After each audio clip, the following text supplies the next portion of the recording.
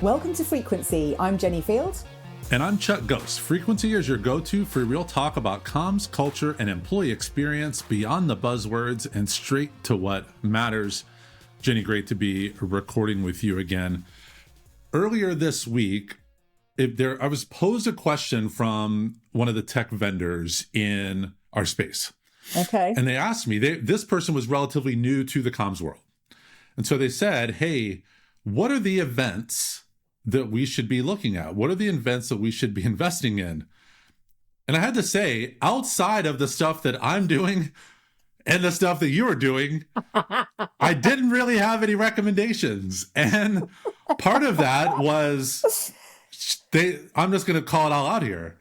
I was like, were you at World Conference last year, IBC World Conference? They were like, no. And I was like, did you miss it? And they were like, no. And I said, okay, so then that's not probably worth you going to. And then PRSA Connect, I haven't heard a peep about anything with PRSA Connect this year. Maybe there is one, maybe there isn't. I haven't heard. I also haven't looked. Everybody knows where I stand on Reagan and ALI stuff out there. So I don't, of course, recommend those. So it just got me thinking, like, what are they? Where are they? I don't know. I mean, I'm with you. I mean, in the UK, we talk about Gallagher events. So Gallagher do a summit in June and November, and that's kind of the place where you're going to catch up with people. So I tend to go to those to just kind of network with people. I don't know how the tech vendors feel that sponsor it, but there's always tech vendors there. I think it's a really hard question because also the conversation we had last year about senior internal comms people not wanting to go to the big events because they want to have the really deep conversations, which is why I do the roundtables now. You're not going to get lots of those folks there. So yeah, it's tricky. Maybe we should start a new event series, Chuck. Well, it got me thinking about that. I think it goes to the fact that so many of these vendors are creating their own events out there. They're not going to likely participate in each other's, even as much as we believe in community over competition. I don't see them necessarily attending each other's events or allowing that to happen. So I do think there's an opportunity here, but again, we are two people. Well, and maybe there's something about frequency and all the themes and stuff that we talk about here, and bringing all of that knowledge into an event for people to come to. Well, if you're listening and that sounds good, let us know. Yeah. It got me thinking about have we stalled a bit? Have we hit a stagnation? Which is part of why I've been investing in Transform, which was historically an HR event that became an employee experience event. And I'm trying to bring the comms angle to that event as a refreshed experience, mostly so that those audiences hear from communicators, but also that communicators then hear from those HR and EX audiences. Yeah. I think that's the sweet spot. It's bringing everyone together that needs to come together to make the difference. Yeah. And then the other thing that's got me riled up this week, I don't know if you have seen any of the stuff around the resist and unsubscribe efforts that are going on here in the US. So it's basically acknowledging that the current administration is not listening to people, but who does the administration listen to? Business tech leaders. And so if enough people start unsubscribing, they're saying not like for a day, like actually unsubscribe from these platforms, like then you'll finally get their attention. So we in our house are going through the effort of unsubscribing from things. Not everything. That's unreasonable to say that. But do you need 3 AI or LLM subscriptions? No, probably just 1. Do you need 8 streaming platforms to watch content on? No, maybe 1 or 2. Like, it doesn't have to be forever. But part of this like economic protest of saying, nice. You have the ear, you are not coming out and saying anything, so we're going to say something by unsubscribing. I'm 100% here for it. Nice. I know it hasn't come here, not to my knowledge, but I think I like it. I'll put in the show notes, I'll put a link to the website around this where they've identified who are the key companies, like who's in the blast zone, who's kind of on the little bit outside, and like how to go through and actually cancel all these things. And what's interesting is I've seen is people are not realizing they've been subscribed to things for years and kind of forgot. Yeah. about it, which is kind of that's what they want from subscriptions. They want you to just keep renewing without even thinking about it. Yeah. All right, let's go into the content for today, Jenny. Okay, so we could have just talked about that the whole time. So I've got 4 articles for us today, but they are on some meaty topics. So I want to dive into the Edelman Trust Barometer, as that was published a few weeks ago. And I also want to have a look at some insights from Gartner around the future trends of the workplace and what leaders need to be considering. It's linked to AI and how we need to think about that in line with the broader shifts that are going on. I also wanted to have a good conversation about change and whether or not all the transformations going on really need to happen. But first, following on from our conversation last week about CEOs issuing a joint statement about ICE in the US, we have something that's a little closer to home, and that's an open letter to the Public Relations Society of America, PRSA, from Shel Holtz on LinkedIn.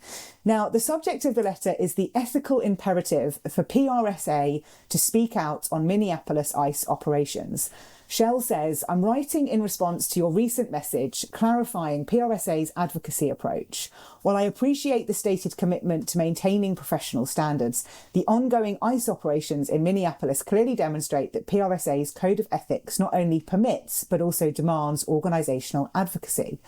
While the code formally governs member conduct, PRSA's authority to set standards depends on modelling the ethical commitments it asks communicators to uphold, especially when the integrity of public information is materially compromised. Silence on this issue threatens to erode the very credibility and ethical standing you seek to preserve. Now, Shel's articulation of the PRSA concerns and his counter to each of them shows a really clear request for a change from PRSA. And he documents all of these in his letter, but one of them is the concern from PRSA, which is that we want to maintain member trust across a diverse profession. His response is that silence also makes a statement, one that may erode trust among members who expect PRSA to uphold its stated values. Our diverse membership can disagree about immigration policy while still agreeing that government communications should be truthful and that due process should be respected. Now, at the time of recording this, he's had nearly 200 reactions, 6 reposts, and over kind of 60 comments. So it's a very big topic. You can't ignore this. And I love the fact that some people had commented and said, why aren't you calling out other bodies? And he'd said, because none of them had written to me, whereas PRSA wrote to me to explain it. And that's what triggered it. I know this is close to your heart. We talked about it last week. So I'm just going to throw this to you just for your thoughts. Yeah, to me, one, I applaud Shel for calling this out and surfacing the conversation and continuing it on. I don't think anybody's going to be shocked by my stance on this, and this goes outside of PRSA. This could be IABC, this could be SHRM, this could be any of these big association governing bodies out there. Neutrality is a decision. Silence is a decision. Also, both of those are privileges as well. And in my opinion, either one of those can also be quite cowardly. So it's obviously easiest to say nothing, which is essentially kind of what they've done. But what does that say when you're always taking the easiest route to things? There are people who have pretty well articulated, hey, we don't believe in illegal immigration, or we believe, but things have gone too far, blah, blah, blah, blah. Not this de-escalation, softening type language, but actually coming out and saying, yes, we have an immigration challenge in the US, but this approach is wrong. That's a pretty easy thing to say without damning anyone in the process. And I think the fact that PRSA said something which was actually nothing actually says a lot about them from a leadership standpoint, or I would say lack thereof. I just think the point about the importance of government communication being truthful and that due process should be respected, I think there is a duty of professional bodies to address that, and I think that is important. So it's a strange move to come out and say we're not going to say anything, because you're opening up the conversation for exactly what's happening now. So I'll be very interested to see whether they change tact or what they do, but with you, I think Shel's open letter is exceptional, and I think it's great. And also, if they change, obviously people can change their mind and we shouldn't condemn them for that. But also if they change their mind, that also says something about the initial communication that they probably know they should have said something, but that they chose not to say something. And so, yeah, I haven't looked to actually see from the HR side of things if SHRM has said anything, but also know SHRM is not exactly high up on the list for a lot of HR pros with some of the lawsuits that are out there. So I'm sure SHRM is fighting its own battles, let alone doing anything else. But I am going to look into seeing if other groups have even said anything at all. Whereas PRSA did say something which was actually truly nothing.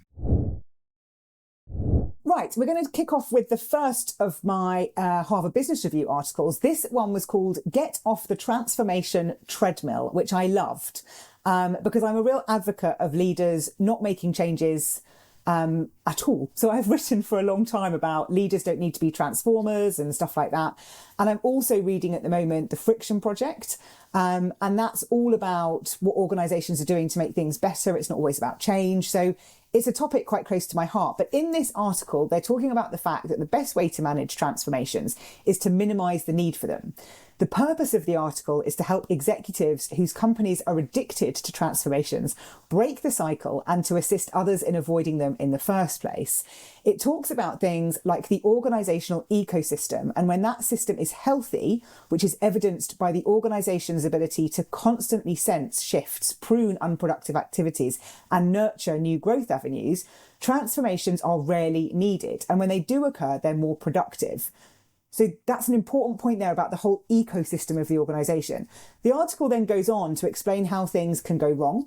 And this made me think about some of the feedback that comms teams can get and how it can lead to some big swings. So they say a small temporary change in customer demand often prompts players to take wild swings that make the problems worse.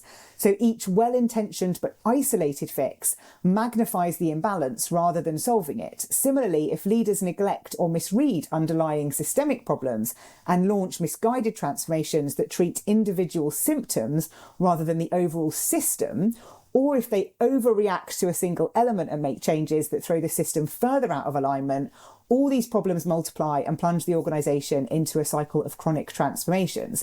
Now, this is preaching to the converted for me. My field model that I developed a few years ago is all about helping teams understand, diagnose and fix what's going on in sort of communications, the organisation as a whole. I just want to bring us to an example in the article, which is from the company Boston Scientific, where it says the CEO broke the chronic transformation cycle by starting with the hard work that leaders often postpone, a comprehensive redesign of the whole business system, followed by continual adaptation to maintain the strategic fit among its elements. So combining empirical evidence with human judgment drives better decision making. And during strategizing sessions, effective leaders are asking questions that encourage people to leverage both data and intuition. There's some big stuff in here, but there's so much change going on that I didn't want to not talk about it. And I think when it comes to comms and HR teams, what can they do to help advise leaders? How can anyone listening to this help leaders reconsider the transformation treadmill? As you were reading through that, two thoughts came to mind. One was just words. And the other one was like, duh, like, obviously. So it was funny when you sent this over, I get an email that's like the word of the day every day that's supposed to like teach you a new word. And today's word, I want to read this so I get this right. Transmogrify is a word which is transforming in a surprising or magical manner. I'm not sure that there's a lot of comms teams or any teams inside companies that would feel like these transformations are transmogrify. But what I liked about this article, it began with talking about the Onion, where it uses this subject line, CEO unveils bold new plan to undo damage from last year's bold new plan. And that is where the Onion just speaks truth to life so often every single day. But reading through it, I will say this felt like a bit of a puff piece about Boston Scientific. Yeah, well, Part of the argument here was it talked about this CEO, and I'm quoting here, bolstered the organization's intertwined purpose and ambitions. He updated the product-centric pledge to improve the quality of patient care through less invasive medical devices to a future-oriented statement, advancing science for life.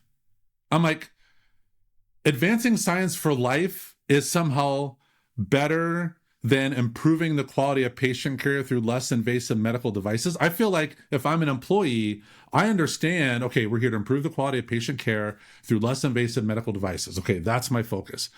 Advancing science for life? Like, this is it? So I don't know. Leaders are going to be leaders. They're going to have to put their fingerprints on it. And some are sit back and let it happen. Others are, nope, I'm going to introduce a bold new plan to undo damage from last year's bold new plan. And so often of this, I feel like, are we just, do companies truly need to slow down in order to speed up? Like, do we need to actually pause a bit in order to build some acceleration? And often so many of these things, when it talked about in the article about transformation, I wondered, like, is that really just evolution? Is this just companies evolving over time instead of it having this weird transformation label, which I will say, I've never liked that word. No, I'm with you. And I know some companies have got rid of using transformation. I want to come back to transmogrify because I want to know if we could be transmogrific. I think so. Okay. I liked it. I was like, I feel like I could use this in a sentence. I think the bit I liked about the article, you know what? Drop that at some point. Ask if anybody asks you what that even means. Oh, it's really transmogrific today. What I liked about the article was think about your organization from an ecosystem perspective and how you're measuring the success of that, because that plays into my, what are we really trying to measure when it comes to engagement? So that's kind of seeded something for me. Addressing the symptoms, addressing the root cause, not the symptoms. But the piece I also liked was, and it was a bit of a Boston Scientific puff piece, I will give you that, but it's doing the hard work from the leadership team to look at the whole business system rather than looking at each individual function and how you can save some costs, right? That's what sometimes leads to the transformation. And I'm not sure that's the right way to do it. And I think that's what got me was actually how many people are looking at the whole thing and actually really considering that. And maybe that change fatigue that we talked about last year is because people are it's just this constant treadmill of doing stuff because you're not looking at the whole thing. You're just looking at all the different bits. I agree that there's a lot of employees probably feel like they're on this treadmill. Like you're just keep working and not going anywhere. I think that analogy works well. I think that's the only part of the article that I liked. Can't wait for this next one. So this is Edelman's Trust Barometer, and the title of this really was The Danger of Insular Trust Mindset. Now, the Edelman Trust Report came out a few weeks ago. I caught up on my reading on the plane at the weekend, so I had a bit of time to read through the report. And I saw a lot of articles on LinkedIn flying around about it all, but I wanted to read the report before getting into other people's opinions. So it's the Trust Report or Barometer, however you want to call it. They call it a barometer. It's in its 26th year. It's an annual survey, and this year it included 28 countries, nearly 34,000 respondents, and that's around 1,200 respondents per country. I'm not going to lie, that felt quite small to me in consideration to what I thought it was in terms of representation of the world, but I'll park that. So the theme of the report this year is trust and the crisis of grievance. The report shows three layers at the beginning. It talks about polarisation, the belief that our country is divided and those divisions are entrenched. Then grievance, resentment toward a system that's rigged against you. And then insularity, this reluctance to trust anyone who's different from you. I should say at this point that the trust report is looking at trust as a whole. It's not just looking at it in organisations. This is the world, essentially. But they talk about having an insular trust mindset. And the stats in the report include that 70% are hesitant or unwilling to trust someone who is different from me. 42% would rather switch departments than report to a manager with different values than me. So that's workplace conflict. 34% said they would put less effort into helping their project leader succeed if they have different political beliefs than me. And those with an insular trust mindset trust their CEO and their neighbours, but do not trust CEOs generally, journalists or government leaders. The insular mindset means a sense of grievance is moderate or higher. The report goes on to talk about trust brokering. It explains that trust brokering is a set of practices and behaviours that counter insularity by facilitating trust across difference. Rather than trying to change people, it surfaces the common interested or insulated parties and translates their needs, goals and realities for one another. A trust broker can be a person, organisation or institution trusted by each stakeholder group facing a common problem. Now, when I read this, my first take was, this is not new. I've just been re-listening to Patrick Lencioni's 5 Dysfunctions of a Team. A lot of this trust brokering is talked about in there. It's also talked about in the book Super Communicators by Charles Duhigg. If you haven't read that, there's an excellent case study in there about bringing together 2 different sides of the gun control argument and how you can navigate that. Anyway, Edelman go on to offer some effective strategies for the workplace. Those are their words. Their effective strategies are: promote a shared identity and culture so that employees are reminded of what unites rather than divides them. I feel like I've put on a voice now.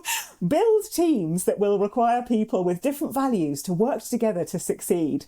Provide mandatory employee training for engaging in constructive dialogue and conflict.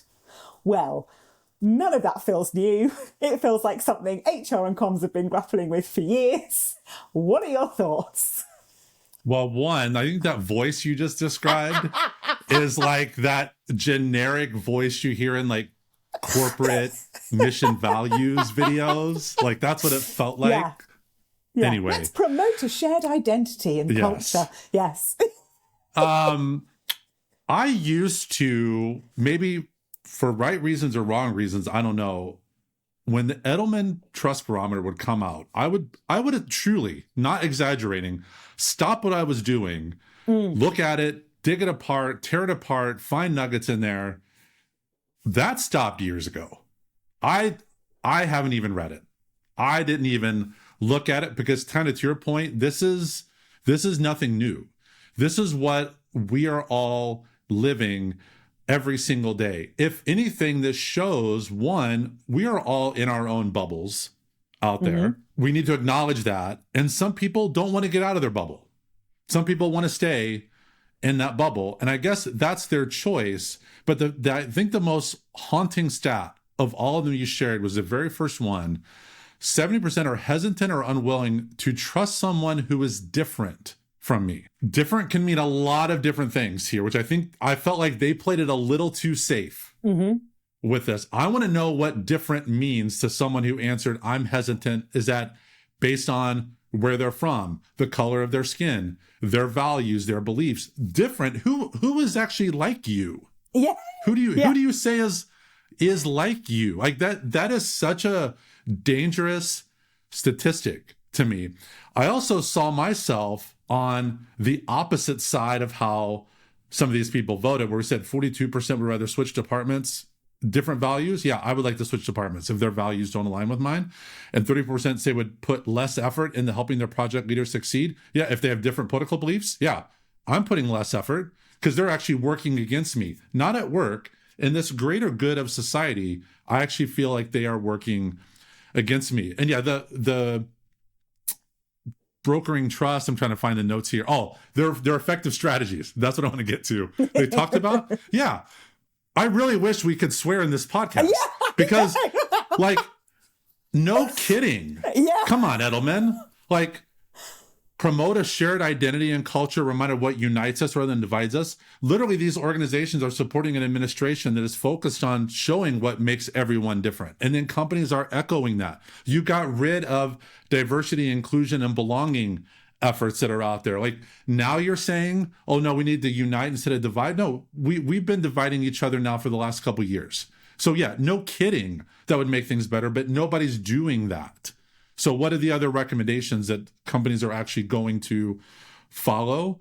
Build teams that require people with different values. They already said people aren't going to work with people that aren't like them. So you're going to now force people who don't want to work with each other into each other, and that's going to somehow make a better product. I don't know. It just adds to my lack of interest and enthusiasm about the trust barometer. The other part that I want to call out here, and I'll shut up eventually.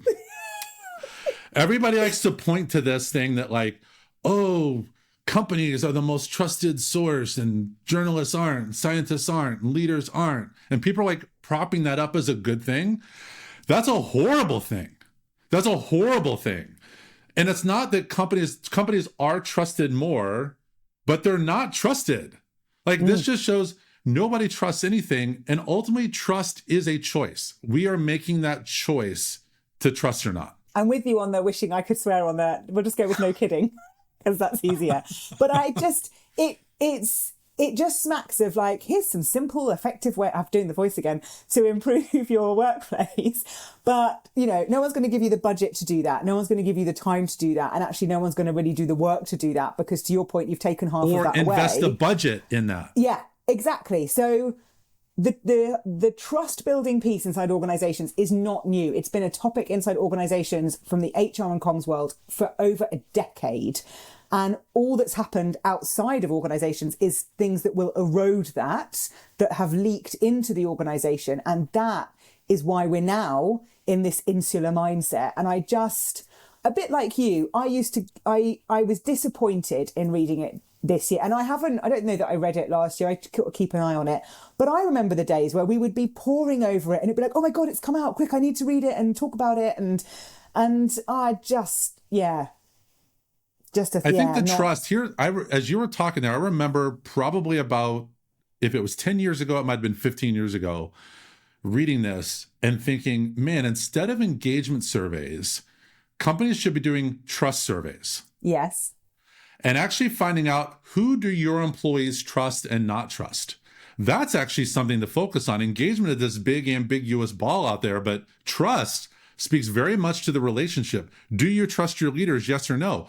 All of a sudden, if a company finds out, hey, only 30% of our employees trust our leaders, man, what does that say to the leadership? And what does that say to the board out there? Yeah. Or managers? Or what does you find out, hey, people actually do trust the manager? Okay, that's amazing. Like, I haven't seen a company really dig into the trust to figure out where are the gaps and who is actually trusted inside organizations, not layers or titles, but actually individual people. Yeah, it's because it's very uncomfortable. And I think it's interesting that you bring that together, because I've written before, I think you've written before, about the fact that disengagement is distrust. And when I was doing my credibility work, I've got of the 8 practices that make you a credible leader, one is trustworthy and another one is integrity. If you don't have integrity, you get distrust. If you are not trustworthy, you get disengagement. So they're all intertwined, and integrity and trust go hand in hand. But these are the things you've got to address. If you've got an engagement problem, you've got a trust problem. If you've got a trust problem, you've got an integrity problem. It's all linked to behavior and communication. And we probably need to have a bigger conversation about engagement and what that is. Well, and just to put a pin in this, trust and integrity are personal. That is, if someone doesn't seem to have integrity, or they don't have trust of people, that is a very personal thing. It could be very harsh conversations to have, but also those things can be improved. Yeah. Easily. 100%. Those can be improved. Right, my final article this week is 9 trends, your favourite topic, shaping work in 2026 and beyond. It's another Harvard Business Review article, and it caught my eye because it said trends in the title, but it was also in the AI section. So I wanted to read a bit more in terms of the broader insights into this than just kind of the comm space, but also it was just bringing in a lot of layers of organisational trends that are linked to AI, but not just AI focused. So it covers the 9 predictions from Gartner, and they're designed to help leaders prepare for the unexpected or underappreciated risks that organizations may encounter in 2026.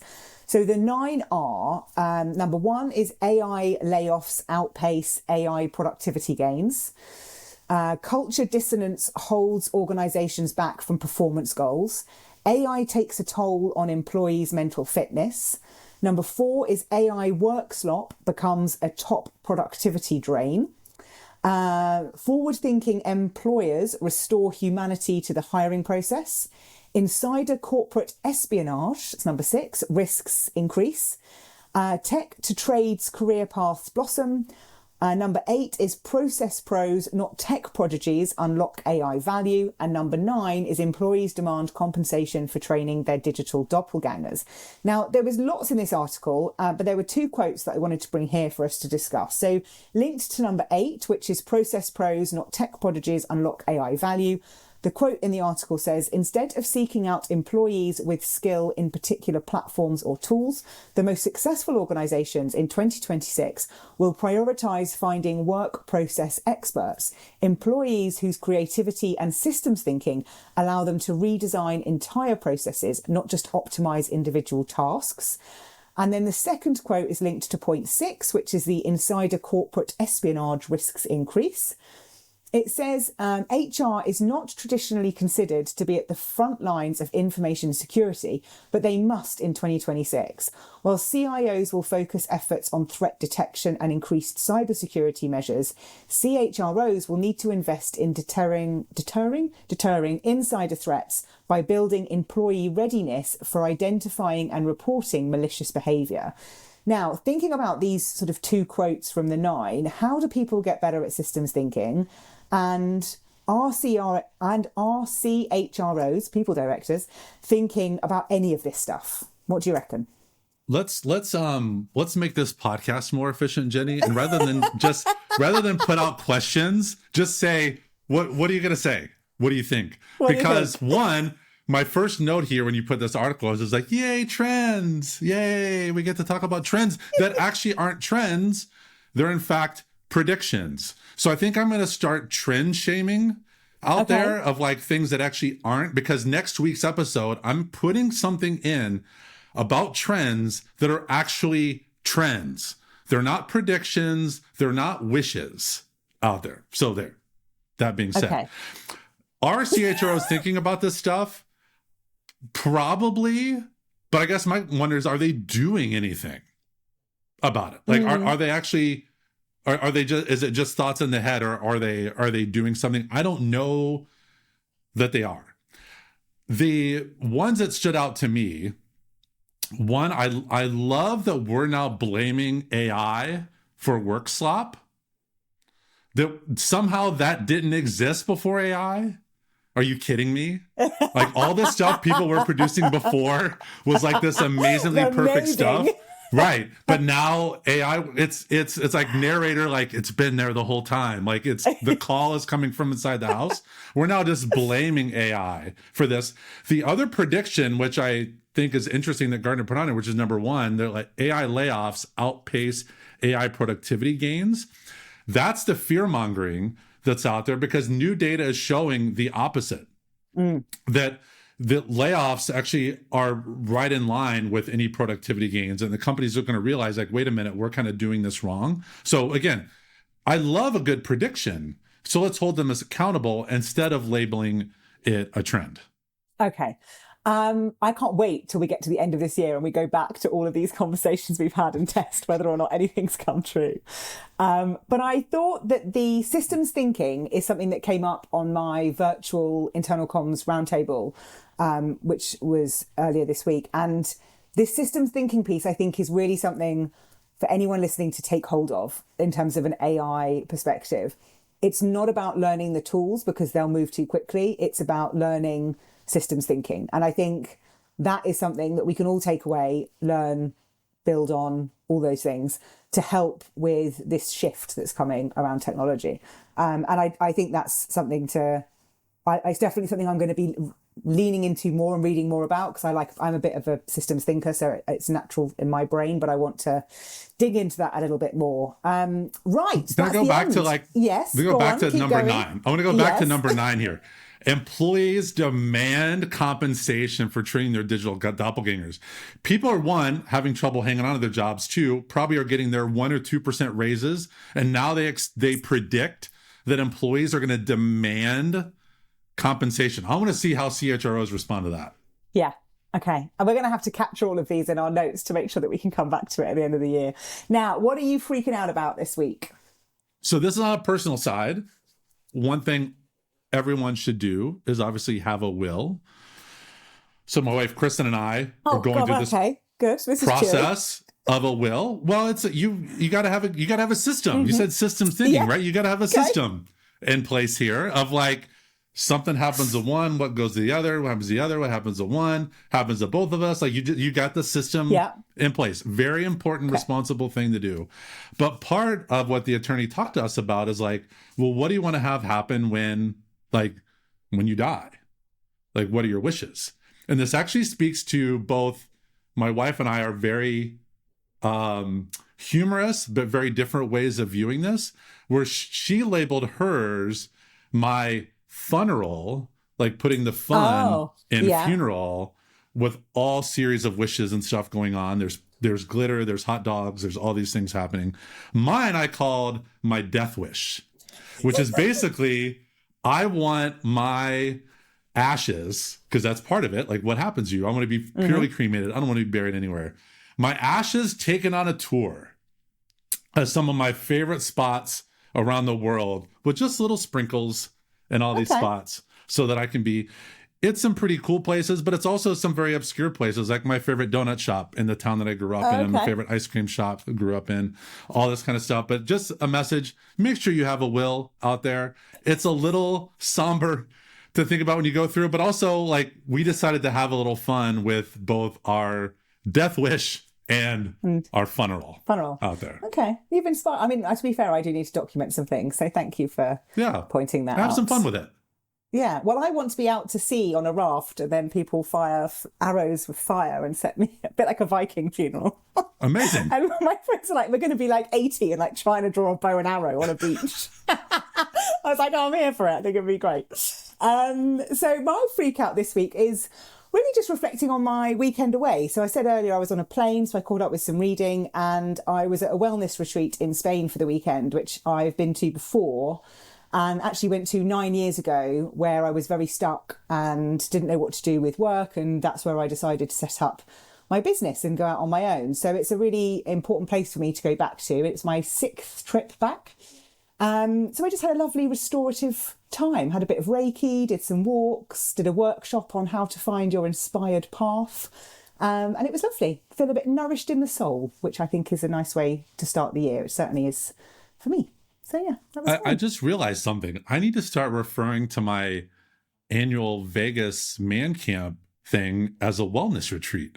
Like I've been mislabeling it this whole time.